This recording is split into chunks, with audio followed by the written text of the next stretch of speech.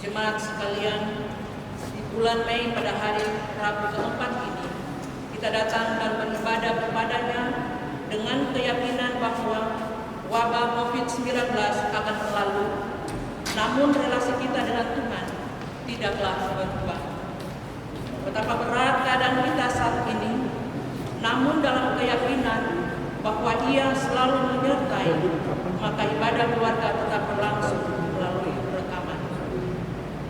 Oleh karena itu, sangatlah penting untuk merawat hubungan dengan Tuhan melalui kegiatan ibadah, doa, membaca firman Tuhan, dan pelayanan serta hidup saling mengasihi. Tuhan memperlengkapi kita dengan Roh Kudus yang merawat iman melalui berbagai kegiatan bersama keluarga.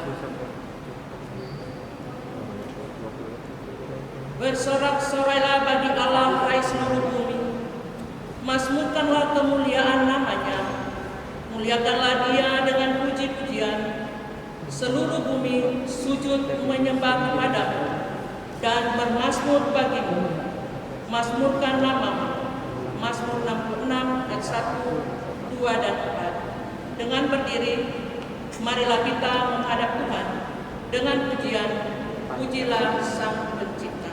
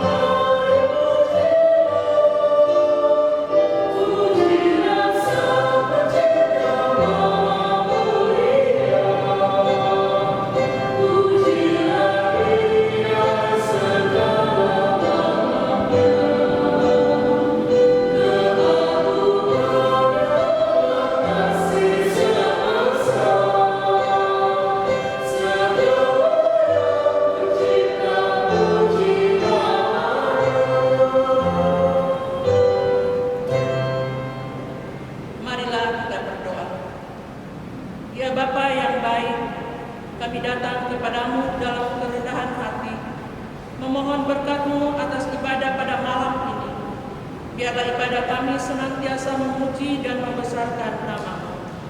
Amin. Dipersilakan duduk. Marilah kita bermazmur bagi Tuhan yang terambil dari Mazmur 37 ayat 1 sampai dengan yang ke-11. Dari Daud, jangan marah karena orang yang berbuat jahat. Jangan iri hati kepada orang yang berbuat curang. Sebab mereka segera lisut seperti rumput Dan baik seperti tumbuh-tumbuhan hijau. Percayalah kepada Tuhan dan lakukanlah yang baik. Diamlah di negeri dan berlakulah setia. Dan bergembiralah karena Tuhan. Maka Ia akan memberikan kepadamu apa yang diinginkan hatimu. Serahkanlah hidupmu kepada Tuhan dan percayalah kepadanya. Dan Dia akan bertindak. Ia akan memunculkan kebenaranmu seperti terang. Dan hakmu seperti siang. Berdiam dirilah di hadapan Tuhan dan nantikanlah Dia. Jangan marah pada orang yang berhasil dalam hidupnya, karena orang yang melakukan itu daya. Berhentilah marah dan tinggalkanlah panas hati itu. Jangan marah, itu hanya membawa kepada kejahatan. Sebab orang-orang yang berbuat jahat akan dilenyapkan. Tetapi orang-orang yang menanti-nantikan Tuhan akan mewarisi negeri. Karena sedikit waktu lagi, maka lenyaplah orang fasik. Jika engkau memperhatikan tempatnya, maka ia sudah tidak kembali. Tetapi orang-orang yang rendah hati akan mewarisi negeri.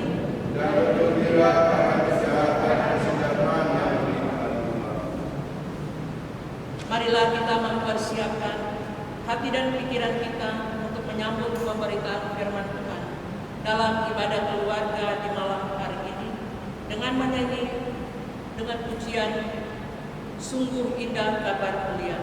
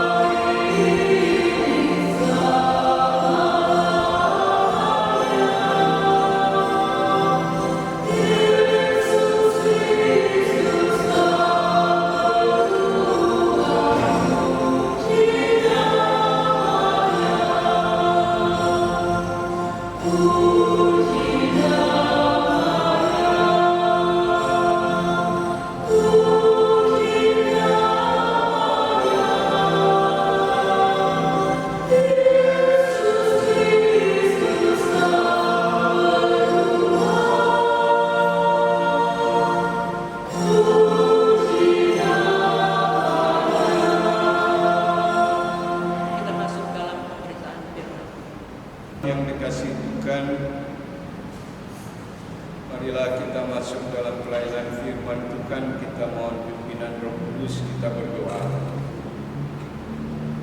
Allah yang Maha Kuasa, Khalik langit dan bumi,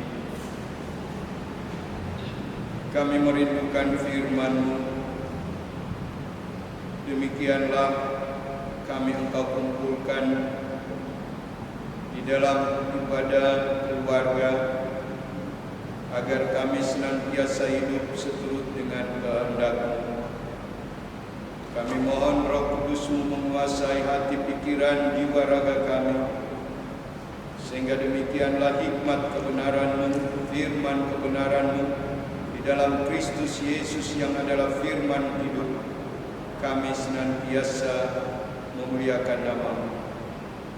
Bersabdalah Tuhan, kami mendengar. Amin. Marilah umat Tuhan berdiri dan kita membaca Alkitab di dalam kitab Perjanjian Lama, yaitu kitab Nabi Amos pasal 2 ayat 4 dan ayatnya yang kelima. Amos pasal 2 ayat 4 sampai dengan ayat kelima. Mari kita sama-sama membacanya. Perikop pembacaan diberi judul hukuman atas Yehuda. Mari kita mulai. Beginilah firman Tuhan. Karena 3 perbuatan jahat Yehuda, bahkan 4, aku tidak akan menarik kembali keputusanku. Oleh karena mereka telah menolak hukum Tuhan dan tidak berpegang pada ketetapan-ketetapannya, tetapi disesatkan oleh dewa-dewa kebohongannya yang diikuti oleh nenek moyangnya. Aku akan melepaskan api ke dalam Yehuda, sehingga puri Yerusalem dimakan habis. Sedemikianlah pembacaan firman Tuhan. Terpujilah Yesus Kristus. Haleluya.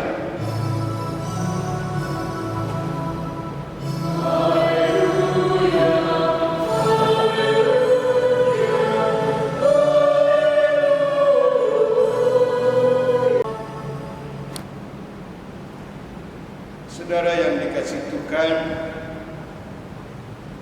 Amos ini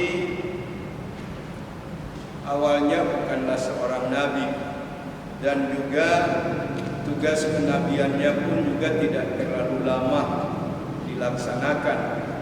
Pada saat Tuhan memanggil dia untuk melaksanakan tugas kenabian,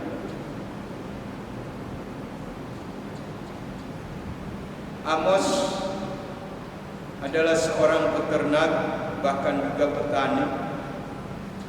Dia peternak domba, kambing domba yang ada di wilayah Tekoa, yang kira-kira merupakan suatu desa atau kelurahan lah istilah kita sekarang, atau juga mungkin sudah menjadi kabupaten. Dia sekitar 20 kilo dari Yerusalem. Nah, kalau kita bandingkan daerah Banjarmasin, kira-kira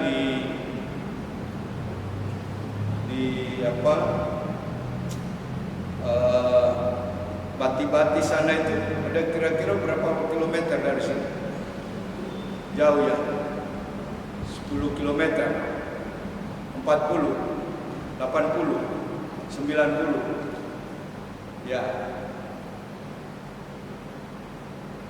kira-kira daerah Landasan Ulin lah, gitu ya.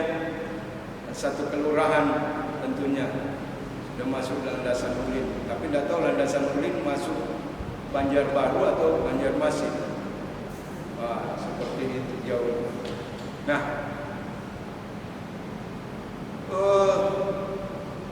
tentunya bahwa daerah Tekoa ini pada zaman itu masih merupakan suatu daerah-daerah yang perkebunan. Seperti itu, di daratan yang rendah, sehingga di sana banyak kebun-kebun, pohon ara hutan, dan itu salah satu pekerjaan rutin daripada Amos pada saat itu sebagai petani yang mempunyai kebun buah ara hutan. Di samping dia adalah peternak. Namun ternak kambing domba yang dia ternakkan ini adalah khusus untuk ternak kambing domba yang dipersembahkan di dalam bait Allah. Sehingga kemungkinan dari situlah kita bisa mendapat gambaran bahwa kendati pun Amos ini orang rakyat jelata barangkali, atau orang-orang yang kurang bergaul dengan pemimpin-pemimpin politik, tetapi mungkin selalu berjumpa dengan para imam-imam dari bait Allah yang mengambil domba yang diternakkan oleh Amos, sehingga di situ banyak dia berkomunikasi dengan para imam-imam dari bait Allah. Sehingga di situ juga secara spiritualitas Nabi Amos ini tentunya adalah orang-orang yang sungguh taat kepada Tuhan. Nah, gambaran lain bahwa pada zaman di mana Amos ini, keadaan bangsa Yehuda atau bangsa Israel, karena waktu itu tentunya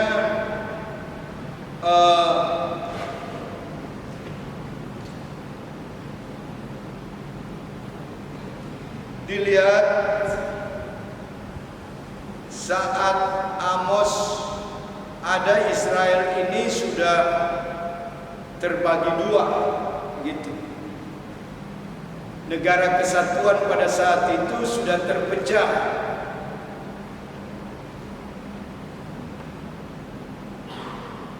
Di mana Israel Selatan dan Israel Utara. Sementara Amos ini adalah warga negara Yehuda. Nah, yang ibu kotanya Yerusalem. Nah, dua suku di situ, suku Yehuda dan Benyamin. Kemudian di Israel Utara sana itu adalah 10 suku dari bangsa Israel ini. Ibu kotanya Samaria. Tempat ibadah-ibadah mereka yang di Israel Utara itu namanya Betel dan Didan, seperti itu. Nah, bahwa pada saat dimana bangsa Yehuda ini atau bangsa Israel ini terpecah menjadi dua, maka pada saat zaman Raja Yerobeam itu kemudian membangun dua tempat ibadah, namanya Betel serta Dan. Di sanalah tempat ibadah orang Israel Utara. Tujuannya adalah sifatnya politis, bahwa Yerobeam membangun itu agar umat Israel di Israel Utara ini tidak pergi ke Yerusalem untuk beribadah di Bait Allah. Seperti itu. Ini ada unsur politik. Karena Yerobeam tentunya berpikir kalau bangsa orang-orang Israel Utara ini sering pergi ke Yerusalem, nanti dia dipengaruhi gitu. Nah, keadaan mereka pada saat itu begitu makmur. Kedua negara ini, kedua bangsa ini begitu makmur. Kedua kerajaan ini begitu makmur. Tetapi demikianlah bahwa di mana kemakmuran yang mereka nikmati ini adalah sesuatu yang dinikmati dengan cara yang tidak benar. Terlebih bahwa mereka membelakangi Allah. Mereka tidak lagi tunduk dan patuh kepada Tuhan,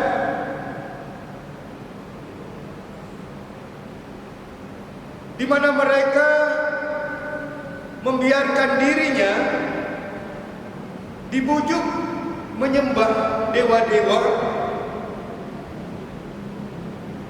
yang merupakan dewa kebohongan. Artinya dewa-dewa yang disembah adalah benda yang tidak bisa berbuat apa-apa. Dan itu rupanya adalah sesuatu yang berlangsung lama. Karena itu sudah dilakukan oleh nenek moyang mereka dan menjadi tradisi, kebiasaan.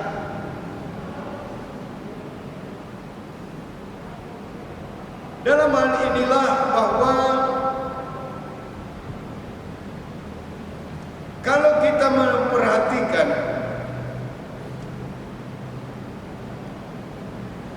apa yang menjadi ancaman-ancaman penghukuman bagi bangsa Israel ini, yang digambarkan bahwa 3 bahkan 4 perbuatan jahat. 3 dan 4 ini adalah sesuatu istilahnya sudah terlalu keterlaluan. Itu kalau kita jumlahkan 3 tambah 4 7. Kalau kita kalikan menjadi 12. Artinya angka yang sempurna. Sesuatu perbuatan yang tidak bisa lagi ditolerir. Kesalahan-kesalahan yang tidak lagi bisa dibiarkan. Itu yang mau mengatakan karena 3 bahkan 4 perbuatannya sudah keterlaluan, istilah bahasanya kita.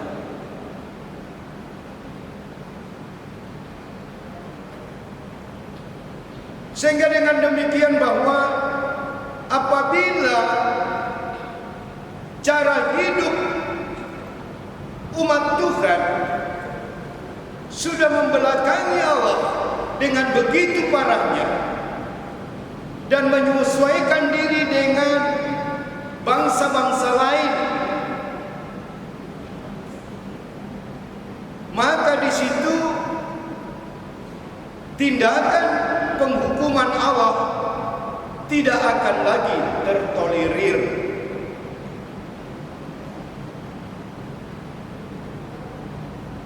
Dengan demikian bahwa tidak patutkah Allah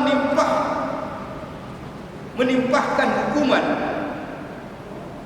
kepada umat yang sudah berperilaku membelakangi Allah.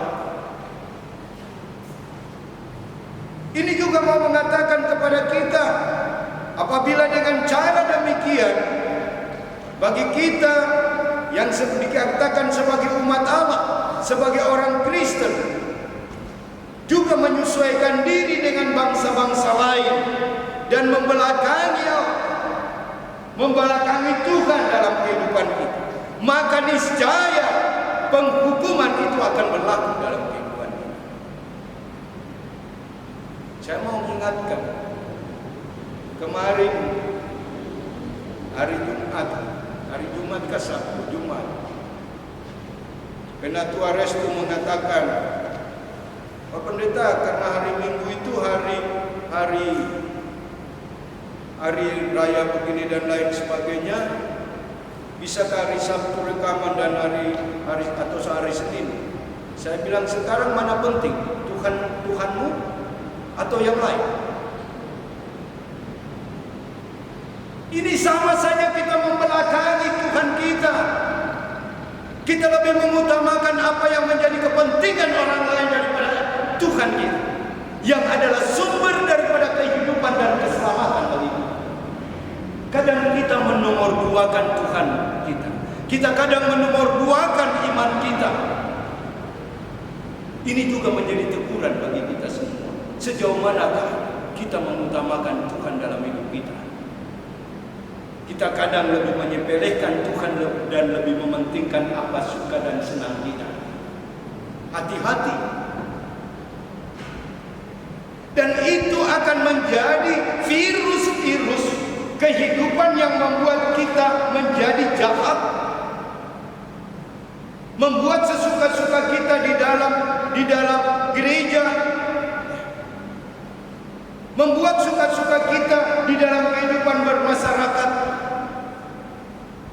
Tetapi sadar atau tidak sadar kita sudah melupakan dan menomorduakan Tuhan.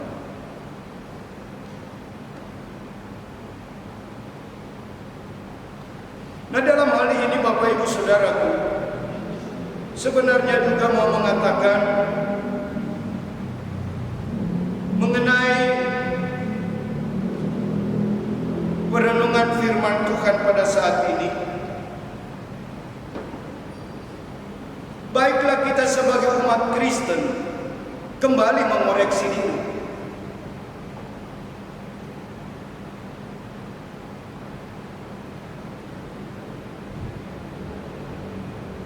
Dengan perkembangan zaman yang ada, kadang kita lebih mendewakan segala apa yang menjadi sarana-sarana kehidupan dibanding kita mempunyai iman kepada Tuhan. Kita kadang resah dalam rumah tangga, kadang kacau balau hanya karena persoalan materi, bukan lagi melihat kepada Tuhan.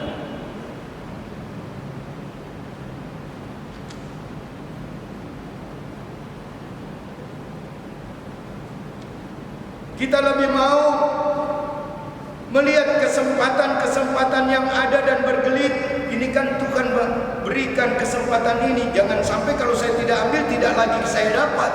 Padahal hari itu untuk beribadah kepada Tuhan. Dengan alasan ini kan kesempatan. Ya. Banyak orang bergelit dengan cara seperti itu. Sehingga dengan tidak sadar ataupun sadar, ia sudah mengabaikan Tuhan dalam hidupnya. Tetapi dalam tindakan seperti itu, hati-hati. Dengan demikian bahwa apabila jemaat atau gereja itu hidup dengan cara seakan-akan Allah tidak diperkenalkan lagi dan tidak lagi mengikuti kehendaknya yang tegas, bahwa tidak memperkenalkan dirinya sendiri di dalam kehidupan kita. Dengan kata lain, apabila gereja atau orang Kristen tidak mendengarkan firman dan pengajaran yang diberitakan Allah kepada gereja, maka gereja itu telah menyesuaikan diri kepada dunia yang telah membelakangi Allah. Demikian juga bagi kita. Kalau kita sudah malas baca Alkitab, sudah malas untuk pergi ke gereja, sudah malas untuk ikut kebaktian, hati-hati. Itu sudah tidak suka kepada firman Allah, sudah tidak suka kepada apa yang menjadi Taurat Tuhan. Taurat itu bukan hanya 10 hukum Taurat atau kitab Kejadian sampai dengan Keluaran atau 5 kitab Musa. Tapi kata Taurat di situ adalah pengajaran. Dan itu Tuhan berikan melalui nabi-nabi, imam-imam.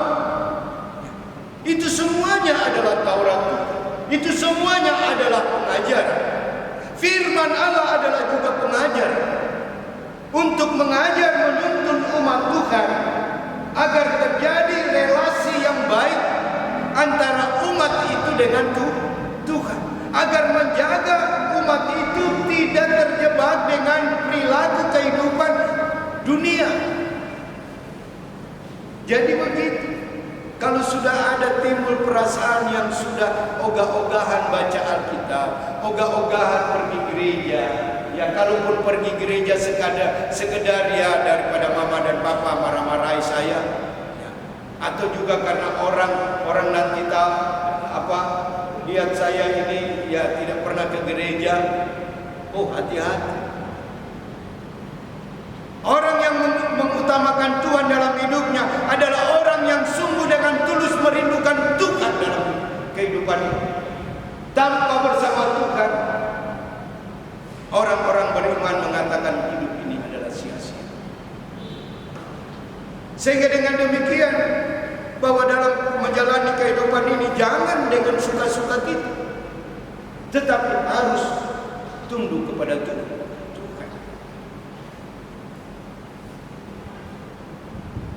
Dengan demikian juga mau mengingatkan bahwa bagaimana konteks jemaat pada saat itu, umat Tuhan yang dalam kelimpahan berkat. Ada nubuatan bahwa mereka disuruh bertobat. Dengan pertobatan itu mungkin Tuhan merubahkan keadaan ancaman yang akan datang. Karena demikianlah bahwa orang yang diberkati, demikianlah daripadanya banyak dituntut.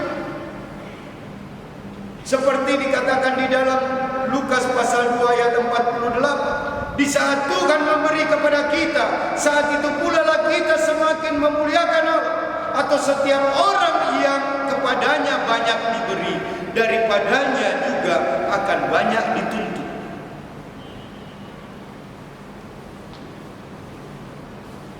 Jadi hidup ini ada keseimbangan. Jangan meminta kepada Tuhan, tetapi dikala Tuhan menyuruh untuk menyalurkan berkat-Nya, kita mengeluh. Padahal kita meminta kepada Tuhan. Demikian juga yang terakhir saya mau katakan, Bapak Ibu Saudara,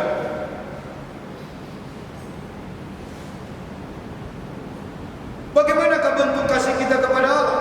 Di dalam 1 Yohanes pasal 2 atau awalnya dulu di Yohanes 14. Yohanes 14 ayatnya yang ke-21 begini.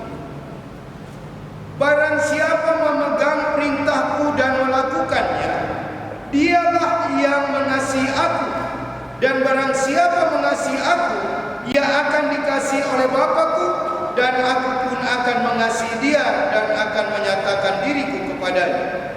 Dikatakan siapa yang memegang perintah, maka orang itu mengasihi aku. Jadi walaupun saudara masuk gereja, rajin pergi kebaktian, ya, tetapi kalau tidak melakukannya, memegang perintah, itu sama saja omong kosong, menghinakan Tuhan. Yang kedua, di dalam 1 Yohanes pasal 2, di sana dikatakan di ayat 4 dan ayat sampai dengan ayat yang ke-6. Barang siapa berkata aku mengenal dia, tetapi ia tidak menuruti perintahnya, ia adalah seorang pendusta dan di dalamnya tidak ada kebenaran. Tetapi barang siapa menuruti firman-Nya, di dalam orang itu sungguh sudah sempurna kasih Allah. Dengan itulah kita ketahui bahwa kita ada di dalam Dia. Barang siapa mengatakan bahwa ia ada di dalam Dia, ia wajib hidup sama seperti Kristus telah hidup. Nah, Bapak Ibu, sehubungan dengan konteks kita masyarakat di Indonesia, kita sebagai warga gereja ada di tengah berbagai latar belakang, suku, agama dan lain sebagainya. Ya. Kita dikehendaki untuk menjadi saksi itu. Kita menghormati, kita harus membangun toleransi. Tetapi bukan berarti kita harus meninggalkan menomor-duakan Tuhan kita. Saat Tuhan harus dimuliakan, pada saat itu juga kita harus melakukan. Setelah itu baru kita melanjutkan apa yang menjadi kehendak Tuhan. Jangan dibalik. Kalau dibalik itu namanya menyangkal itu Tuhan. Kan dikatakan carilah dahulu kerajaan Allah dan kebenaran, maka semuanya akan ditambahkan kepada kita. Berinteraksi kepada sesama kita adalah dengan tujuan untuk damai sejahtera. Tapi apakah kekasih Allah itu ada lebih dahulu dalam diri kita atau tidak? Cari dulu kerajaan kerajaan Allah. Beribadah dulu kepada Tuhan. Kalaupun saudara minta maaf ya, sebentar baru saya datang ya, saya mau pergi beribadah dulu kepada Tuhan saya. Kenapa enggak? Tapi demikianlah, karena kita lebih menomorduakan Tuhan dalam hidup kita lebih mementingkan seperti itu. Ya. Oh, nanti saudara saya marah, nanti dia benci saya tidak ini hari ininya. Apapun, kalau memang mengutamakan Tuhan, cari dulu kerajaan Allah dan kebenaran, sembah dulu Dia, baru melakukan segala yang baik di tengah kehidupan bersama. Tuhan memberkati. Amin.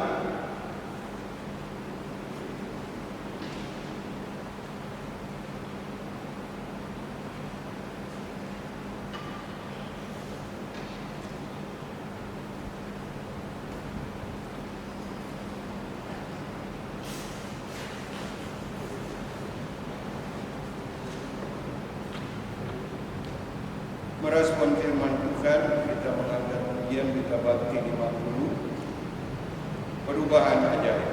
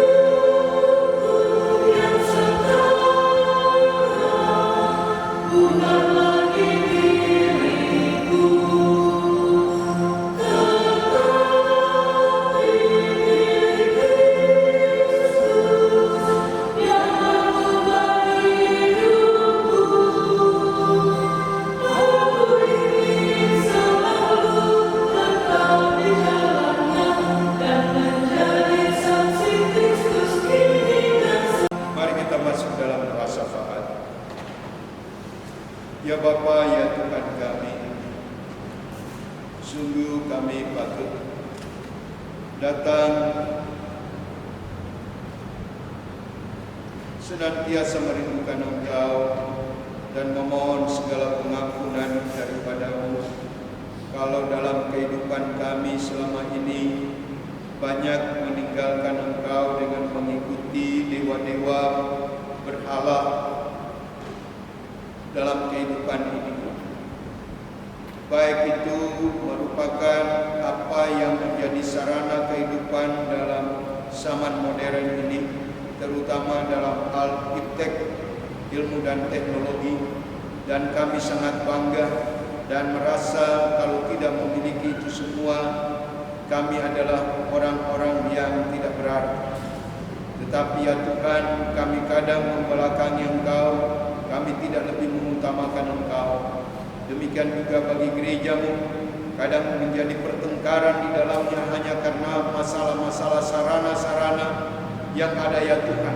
Tidak lebih melihat bagaimana perintah kasih Allah di dalamnya untuk memuliakan Engkau dan mengasihi sesama dalam membangun persekutuan yang indah bagi kemuliaan nama.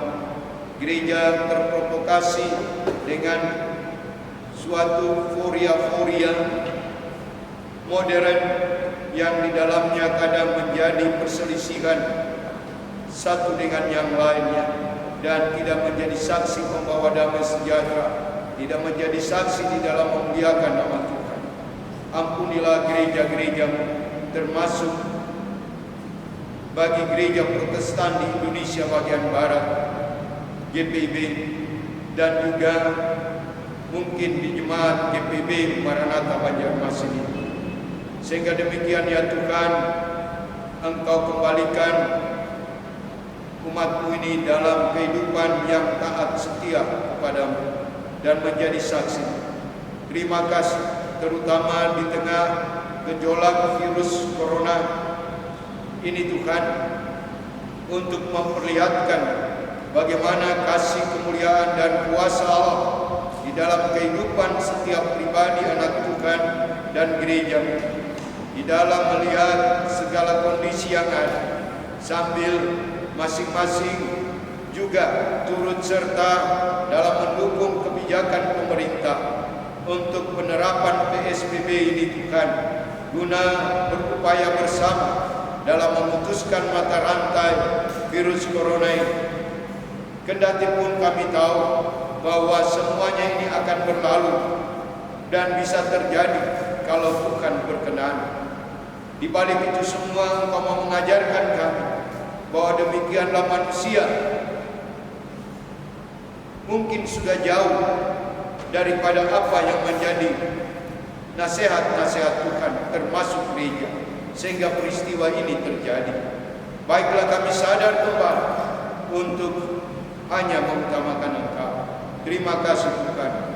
Demikian juga kami mendoakan bagi setiap pribadi jemaat-Mu yang saat ini masih dalam bergumul oleh karena kondisi sakit yang mereka alami, baik itu Ibu Meti Joy Santoso, Ibu Deborah Marbun, Bapak Matius Saya, Bapak Martin Makawangkel, Bapak Bertir Mengan, Bapak Hermoyo, Bapak Demianus Wayoi, Ibu Silvia Dewi Radensian Setsue, Ibu Mariance Ruplay, Ibu Heni Gusti Mandai, Ibu Rohani Watimena, Ibu Tuti Herlina Laulang, Penatua Markus Rolok Tebangan, Bapak Martin Uwai, Bapak Widodo Laturiu, Ibu Sri Turwaning Pindah, Bapak Ruben Pindah, Ibu Juliati Margareta Penamon, Diaken Yosefin Sianeniat Tehu Puring, Ibu Weni Lekayena, Ibu Bella Nanang, Ibu Sari Palit,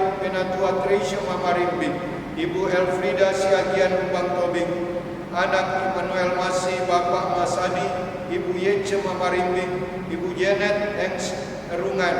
Bahkan kami mengingat Ibu Bunga Binti, orang tua Pak Baron, dan juga kakak dari Ibu Deli Lamuyu, dan mungkin juga masih ada yang lainnya. Siapapun keluarga jemaat-Mu yang saat ini dalam kondisi sakit, oh Tuhan, kami mohon dalam jamahan-Mu, Engkau topang mereka, Engkau kuatkan mereka. Bahkan kalau Tuhan berkenan, kami mohon dalam Yesus Kristus, Engkau pulihkan mereka. Berikan kesabaran bagi pribadi mereka dalam merasakan sakit ini Tuhan, dan juga hiburkan bagi keluarga yang merawatnya dengan segala ketulusan dan sukacita. Upaya usaha yang dilakukan, baik itu lewat dokter atau medis, atau juga dengan obat-obatan, baik itu obat-obatan dari medis ataupun juga obat alternatif. Kiranya Tuhan berkati itu semua menjadi saluran pemulihan dan kesembuhan. Terima kasih keluarga-keluarga yang menjadi dukungan doa bagi kami pada dalam sepekan ini, baik keluarga Kapo Mausara, keluarga David Christopher Mandagi, keluarga Pariam Baru, keluarga Purwanto, keluarga Nanang Supriyadi, keluarga Ibu Naryani Tambah, keluarga Albert Amungon Nangan Manalu, keluarga Andrea Siagian, keluarga Handipa Ginting, keluarga Hendrik Albert Amuyu. Semuanya kami serahkan kepada-Mu Tuhan, untuk berkati keluarga ini. Demikian juga bagi jemaat-Mu yang berulang tahun dalam hari-hari sepekan ini, yaitu Dian Carolina Tumangken, Ibu Dr. Elfrida Siagian Lubang Tobing, Hana Kania Kinasi, Bapak Mesak Sabureka, Ibu Meske Kaani, My Lord, Ibu Mary Purwanti Narai, Bapak Frederick Saud, Bapak In Samudra Ilyas, Ibu Meli Lebangan Payung, Bapak Anugerah Israel, Ibu Rizka Evianti Lalala Toar, Bapak Marbles Leksala, Ibu Angganita Hukom Tuai, Ibu Meti Joyce, Devi Gosal, Ibu Yeti Londa, Gracia Yohana Lahopang. Demikian juga bagi pasangan suami istri yang berulang tahun perkawinan Kristiani mereka di hari-hari sepekan ini, Bapak Ibu Edison Manalu, Bapak Ibu Meike Edi Manupai, dan Bapak Ibu Samuel Pariam. Semuanya itu kami serahkan kepadamu, dan mungkin ada terlalaikan mereka pada saat ini. Oh Tuhan, Engkau tahu siapa di antara mereka. Engkaulah yang memberkati mereka, bahkan biarlah kiranya mereka juga datang bersyukur kepadamu, dan Engkau perlengkapi dalam segala hikmat, agar mereka mengetahui apa yang sudah menjadi rancangan dan rencana Tuhan di hari-hari ke depan yang Tuhan anugerahkan bagi mereka, dan itu yang mereka jalani, sehingga mereka merasakan kemuliaan dan kebesaran kuasa Tuhan, dan juga menjadi saksi. Terima kasih. Kami juga mendoakan para lansia, opa-opa di jemaat ini, para janda duda, anak yatim piatu. Engkau juga berkati bagi mereka yang terkena dampak karena COVID-19 ini, Tuhan. Oh Tuhan, Engkau juga berkati mereka, terutama bagi mereka yang mungkin kena PHK dan mungkin dirumahkan. Oh Tuhan, Engkau tahu segala apa yang menjadi kebutuhan hidup mereka. Engkau sumber segala berkat, sumber segala kehidupan. Engkau buka jalan bagi mereka.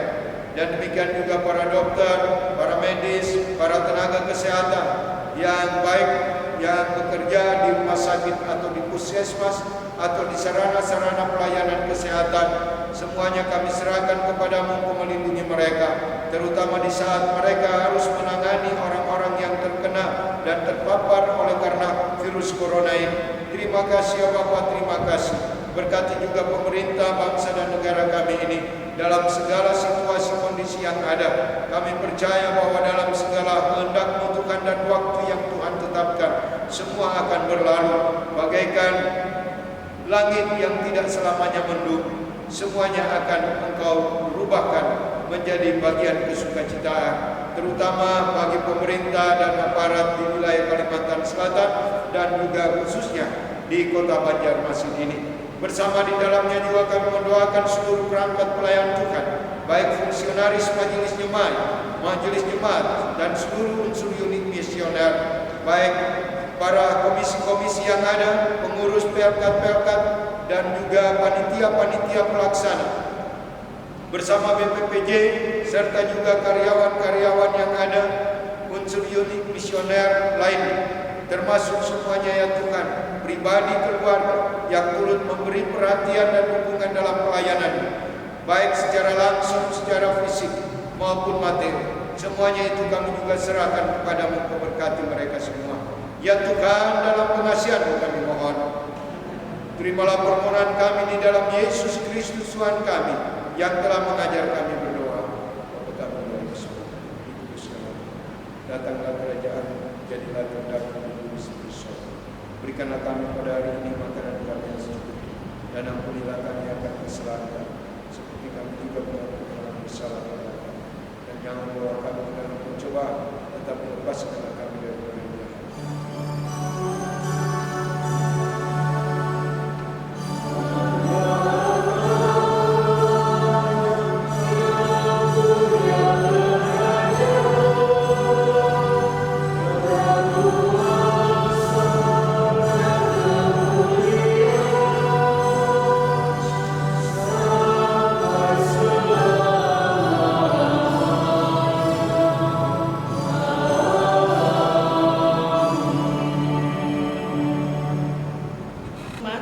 Marilah kita mengucap syukur kepada Tuhan dengan memberi persembahan sambil mengingat kata Alkitab dari Mazmur 30 ayat 5 yang menyatakan, nyanyikanlah mazmur bagi Tuhan, hai orang-orang yang dikasihinya, dan persembahkanlah syukur kepadanya, kepada namanya yang kudus.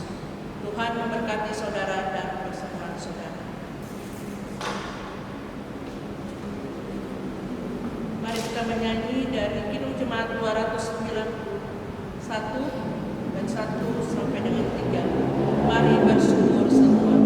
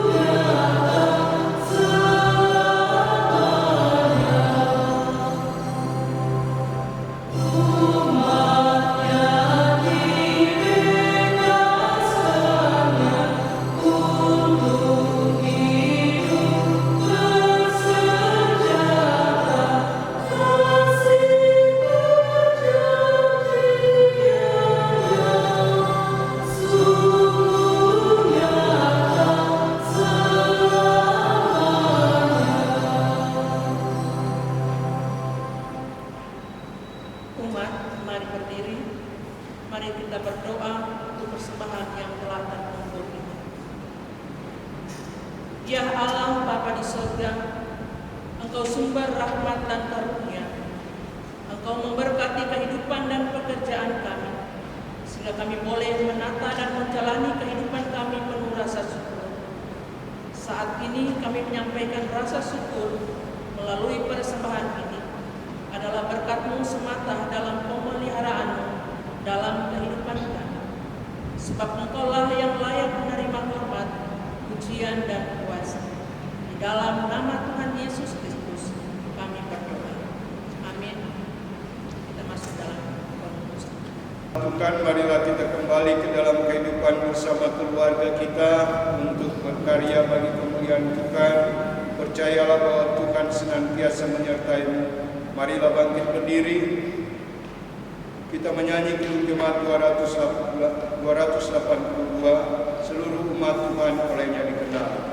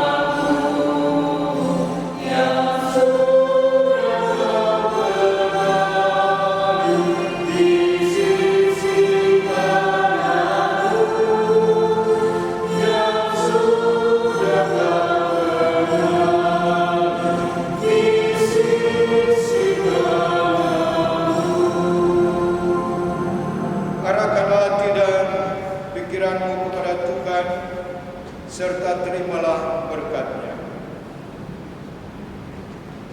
Kasih karunia Tuhan Yesus Kristus, kasih Allah Bapa dan persekutuan Roh Kudus menyertai kamu sekalian.